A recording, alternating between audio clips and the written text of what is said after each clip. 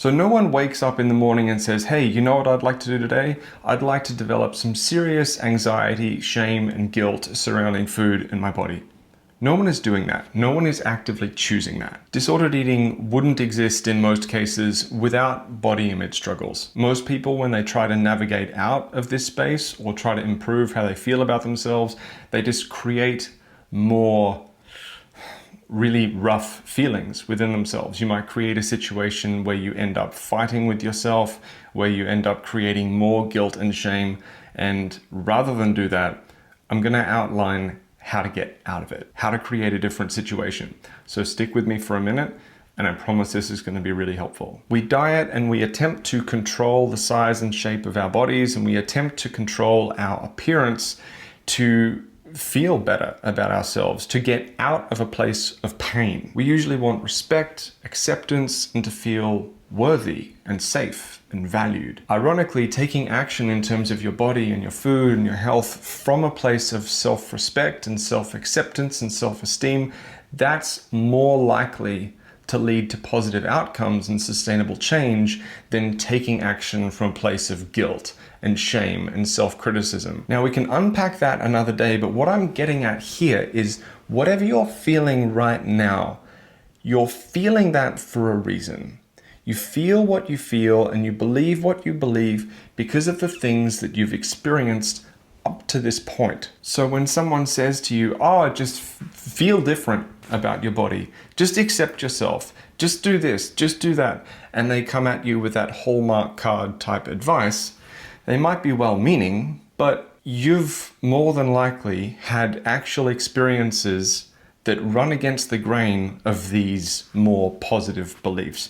You may have been treated a certain way. You may have seen other people treated a certain way in terms of their body. You have evidence right now to back up how you feel. And so just being told, oh, just accept yourself, just feel better, it's well-meaning but really not helpful. And trying to fight your existing beliefs is a really hard game to play. So I'm going to suggest you play a different one. Rather than fighting your existing beliefs, invest your time, your energy, your focus into creating new experiences that reinforce different feelings, different beliefs. Leave what you're currently feeling alone. Don't go to war with it. That probably exists for a reason. So what we want to do is to actively invest energy in creating experiences that run against the grain of your existing experiences and your existing beliefs. When I'm working with clients, I call this diversifying your self-worth portfolio. Rather than going to war with what you believe and feel right now, start just investing attention and energy elsewhere. For example, if you think your body is the wrong shape or doesn't look right or is too heavy and that's making you feel bad about yourself in one way or another, start spending time with more people who are fulfilled, who are successful, who feel good about themselves, and actively don't seek to prop themselves up through having the perfect body. Spend more time with people who don't talk about dieting and what health thing they're doing every fucking second of every day. Spend more time doing things that have nothing to do with your weight and shape, so your attention is actively directed at other things. This is not the same as just distracting yourself. This is the active choice to invest our energy in something other than pursuing and ruminating stuff to do with, I need to change the shape of my body, or I need to manage the shape of my body in order to feel good about myself. It's like what I mentioned before that I won't unpack in detail right now, but we can go into another time, that when we take action from a place of self-acceptance and self-esteem, when that stuff on the inside is already there, the outcomes in terms of habits and behavior change and food and exercise and all that kind of stuff is just gonna go better anyway. So rather than trying to change how you feel on the inside by changing the outside, work on things that change how you feel on the inside, and the outside is more likely to follow. And if you don't know a lot of people that are successful and cool to be around and, healthy in terms of how they see themselves and they're not constantly talking about dieting, then we can start with, at the very least, auditing your social media. If you're struggling with food and you're struggling with how you feel about yourself, we really can start by not following people on social media who are constantly showing up nude or shirtless in all their content, constantly talking about dieting and just making you feel crap about yourself. Even if on some surface level it might feel inspiring, it is the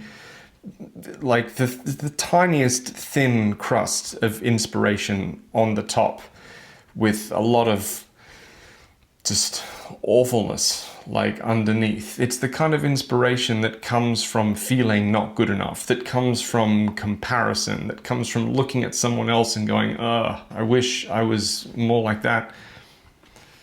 It sells diets and gym programs, but it won't really help you. And I know there are a lot of people out there that say, yeah, I use them for inspiration and it helped me and everything.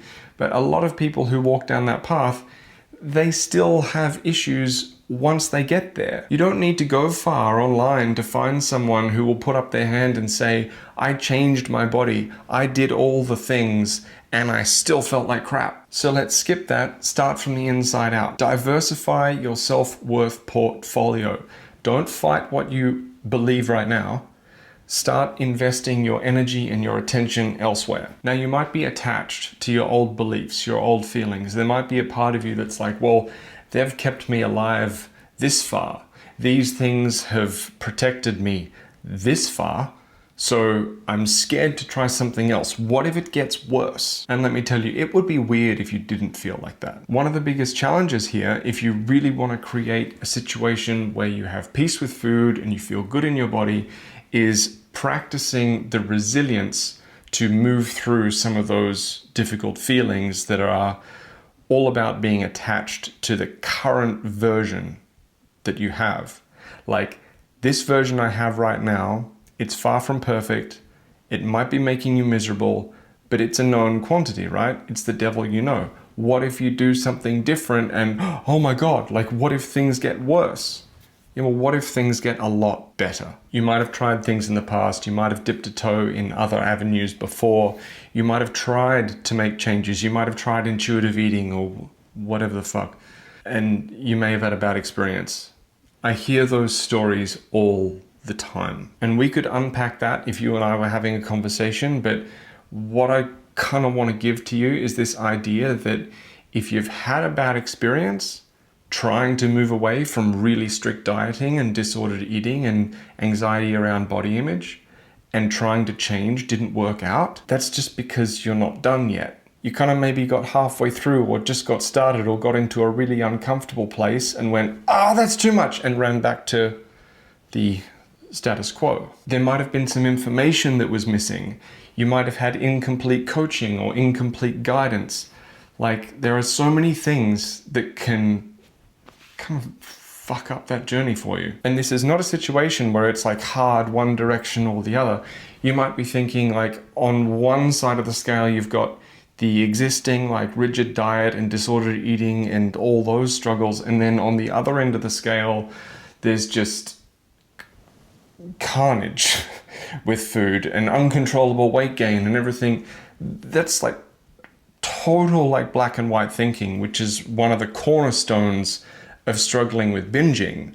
This is all or nothing, black and white. Between those two extremes, there is something that exists somewhere in the middle for you. It's our job to find that. But in terms of how to take your first really important steps with body image, since body image is one of these things that just has so much leverage when we're thinking about how we feel about food, it's to stop fighting how you feel about your body right now. Don't tell yourself that what you're feeling is wrong or what you believe is wrong.